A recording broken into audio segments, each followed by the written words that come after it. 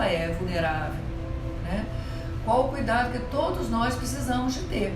Ela tem aonde se reportar, né? Quando ela acorda, por exemplo, com um pesadelo de madrugada e ela corre para o colo do papai ou da mamãe, onde ela vai ter alguém que cobre dela, né? Com amor, com interesse, os deveres de casa, para uma viagem, para um passeio, para a vida social que todos nós temos.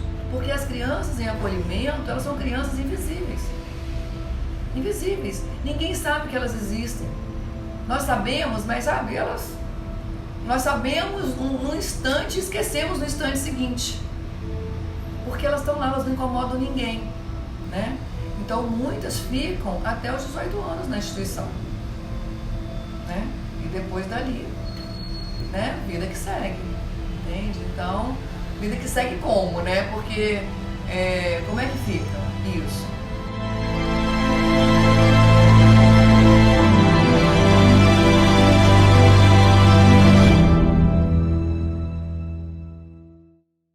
O papel do psicólogo, né, no processo de adoção, ele é parte do processo de habilitação.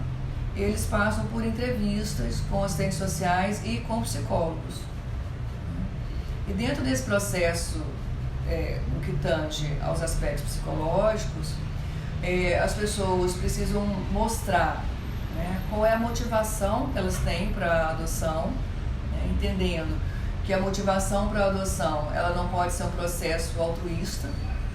Né? O processo, quando a gente fala em adoção, é fazer uma criança, um adolescente, um filho.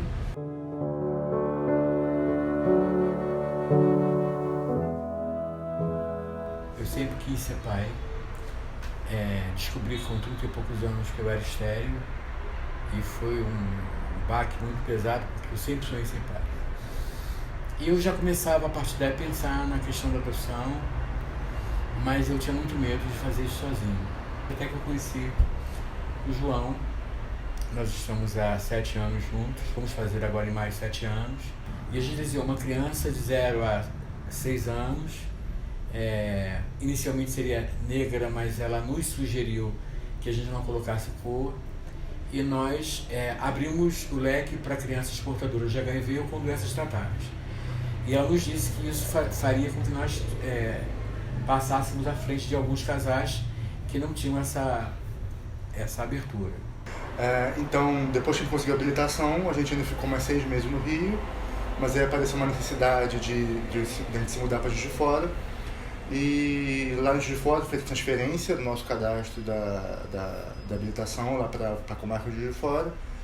Enquanto em Juiz de Fora, a gente esperou mais 6 meses. E 6 meses depois nos ligaram com a linda notícia de que o Walter, uma criança de 2 anos e meio, estava no abrigo que a gente poderia conhecer. Eu acho que foi tudo, né? Medo, muita emoção, desejo, sonho. Foi uma sensação assim, sou pai. Chegou o momento. E assim, a gente não sabia quem era o Walter. A gente sabia assim, o nome dele se chama Walter. A única informação que a gente tinha antes de conhecer, o nome dele é Walter e tem 2 anos e meio. E ela falou assim, ele está lá na cozinha, vamos conhecê-lo. A cozinha era o local onde eles faziam uma refeição, eram 8 e pouco da manhã, ele deveria estar tomando café. E chegamos na cozinha e ela fez um sinal com o dedo. O Walter é aquele ali. Negro, lindo e comendo, que era a coisa que ele mais gostava de fazer. E nós havíamos conversado antes que nós não iríamos adotar se ele não nos adotasse. E nós não sabíamos como fazer isso, né? Aí resolvemos sentar no chão e esperar para ver o que ia acontecer. Aí ele olhava para a gente assim com aquela carinha assim, desconfiado. Quem serão esses tios? Quem serão essas pessoas? Aí de repente, do nada, ele levantou da cadeira, pegou na nossa mão e levou a gente pro quarto dele para mostrar o berço em que ele dormia. Era um quarto que tinha 7 camas de solteiro e um bercinho. E deu os 60 minutos que a gente podia ficar com ele. Aí a gente falou, a gente vai embora. Quando a gente falou, a gente vai embora, ele começou a chorar. Não vai, tio, não vai, tio, não vai, tio. E subiu no nosso colo, chorando, foi muito ruim. E assim foi o nosso primeiro contato com o Walter. Saímos dali tendo a certeza que ele seria nosso filho.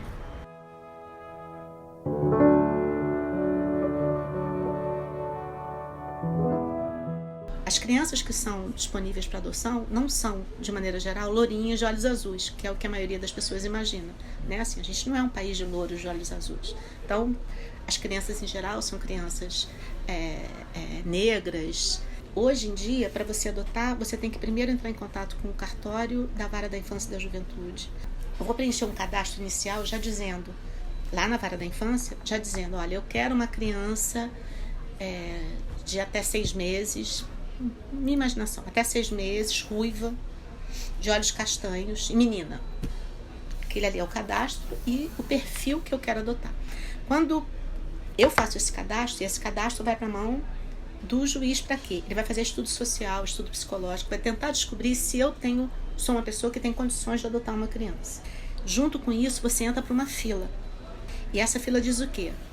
Olha aqui, uma fila aqui dos cadastrados para adotar e tem uma fila daqueles que estão disponíveis para adoção. Fila. A primeira criança, nesse caso que eu estabeleci, ruiva, menina, de até 6 meses, de olhos castanhos, quer aparecer, né? Vai para Inês? Não. Vai para quem tiver pedido essa primeira pessoa com essas características na fila. Ela vai ser oferecida para a primeira pessoa da fila, que de repente pode falar, desculpa, eu não quero ruiva, quero moreno de olhos verdes. Então, eu não quero menina, eu só quero menino. Então, ela vai ser oferecida para a segunda, para a terceira, até chegar lá onde eu tô, de repente, que eu que estava querendo a ruiva, aquela era minha, pronto. O que acontece? Se eu falo, eu quero adotar uma criança, não me interessa a cor, o tipo, se tem doença, se não tem, não interessa nada. Eu quero ter comigo uma criança, esse primeiro aqui, que não é ruivo, de repente é uma criança que não tem aquelas características, ela vai chegar lá e você vai adotar muito mais rápido. As pessoas, em geral, ficam na fila 5, 6 anos. E na última semana, foi praticamente um mês que a gente ficou nesse processo. Na segunda-feira, a gente teve a chance de passar o dia inteiro com ele no abrigo, então a gente acordou com ele, tomou café com ele, almoçou com ele, brincou com ele, fizemos tudo que a gente podia fazer, deu banho, trocou fralda e tal. Na semana seguinte, no final da semana seguinte, a gente foi autorizado a passar um final de semana com ele em casa. Foi realmente o nosso grande teste. Nós pegamos ele numa sexta e tivemos que devolvê-lo na segunda pela manhã. E foi super bacana, ele nem aí pra abrigo, ele estava feliz da vida, porque parecia que ele estava em casa, ele conhecia aquela casa há muito tempo. Já tinha o quartinho dele que a gente montou, né? A gente não tinha exatamente certeza do que iria acontecer, mas o coração a gente disse que iria acontecer, então a gente em 15 dias montou um quarto para ele, com os brinquedinhos e tal. E ele ficou encantado com aquilo tudo, né? Vendo aquele quarto, com os brinquedinhos, feliz da vida. O sentimento que eu tive era de uma criança que não estava acostumada a ter coisas, a ter uma família, a ter um lar, e se viu no lugar dela, né? No lugar da criança, né? No lugar próprio. E deu para assim, no tom de voz, na empolgação dele, que ele maravilhado, isso tudo é meu. Ele nunca teve nada, né? Lá no abrigo ele tinha um carrinho, mais nada. Porque que a gente tinha dado para ele, inclusive. Porque a competição por brinquedo era muito grande dentro do abrigo, né? Todas as crianças eram maiores do que ele, então ele tinha um carrinho desse tamanhozinho, que ele até trouxe com ele, foi o único brinquedo que ele trouxe do abrigo.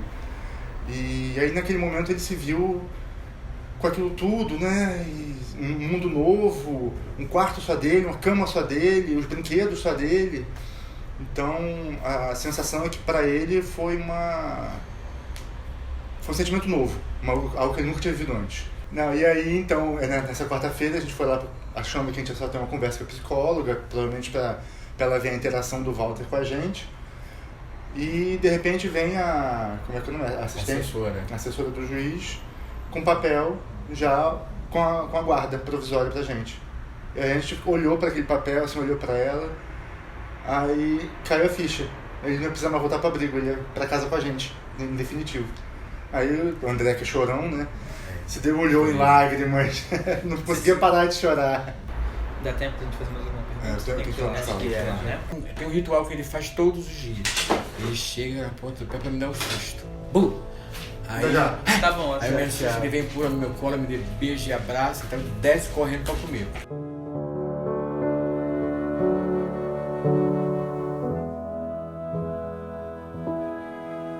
Mas assim, é uma criança cheia de regras. E tem regra pra tudo, né? Horário pra tudo, inclusive, também. Esse agora é o horário do desenho dele. Vai até a hora de dormir. Mas é alegria também todo dia, o tempo todo, né? É a certeza de você ter um abraço, um eu te amo, você é meu melhor amigo, um beijo, o tempo todo. E tá sempre feliz. É uma demonstração de amor o tempo todo. Então isso aquece o coração, né? Quer dar uma chegadinha no quarto pra ver como é que ele tá? Nem sei como é que ele tá, vamos lá ver.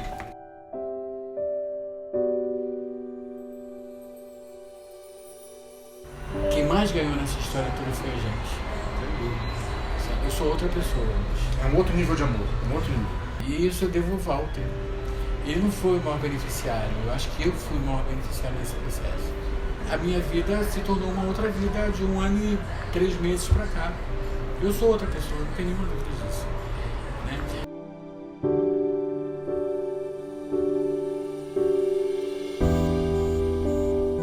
A minha história é uma história interessante, assim, porque eu nunca havia pensado em adoção.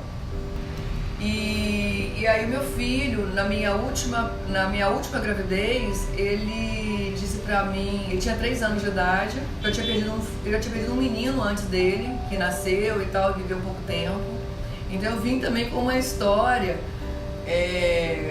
também complicada em relação a isso, né? E aí ele disse pra mim, mãe, você vai ter a sua Maria. Sem mãezinha, sem paizinho e sem casinha. Não fica triste não, você vai conseguir. Eu, assim, fiquei embasbacada com aquilo. De onde aquele garoto tirou esse papo? E escrevi. Depois eu contei pro meu marido. E ele falou, e eu disse pra ele, olha, eu acho que ele tá falando de adoção. E eu adorei a ideia, sabe? Eu quero que se alguém puder gerar pra mim, entende? Essa pessoa é Deus no céu e ela na terra, né? E foi assim, ele concordou, a gente deu a entrada no processo, a gente se habilitou. E eu estava passeando em Maceió e soube dela, que a mãe tinha morrido, ela estava com uma família que não podia ficar com ela. E ela ia então para o acolhimento. E naquela comarca, que é um distrito de Maceió, que chama Atalaia, só tinha um casal aguardando a adoção, mas eles queriam um menino. E ela tinha 1 ano e 8 meses. E aí eu fui conhecê-la, ela estava hospitalizada. Sabe? Eu fui conhecê-la e voltamos com ela, né? Dona Encrenquinha. Quantos anos já tem? Ela fez 15 anos, fez agora no ano fazer 16 anos, entende? É um amor, né? Assim, eu fico até emocionada, porque não pude imaginar, eu que nunca pensei em adoção, e né? A adoção foi pedida pra mim pelo meu filho, né? E aí eu entrei nessa... Hoje eu estou mais envolvida do que tudo, né? Criei grupo, porque a adoção realmente é algo incrível, sabe? Incrível. Como é que a gente pode, assim, receber de alguém que não pode ficar com o seu próprio filho, por diversas razões, né? E confia que alguém possa, né, criar o seu filho com amor. E a gente toma isso realmente, né, como algo muito especial. Não só essa confiança, né, mas poder amar realmente como filho. E junto com a adoção vem todo o entendimento de mundo, sabe? Assim, de amor, de olhar para o outro. Que não sei se tem outra forma mais maravilhosa da gente entender o mundo. Entende? Como quando a gente adota uma criança.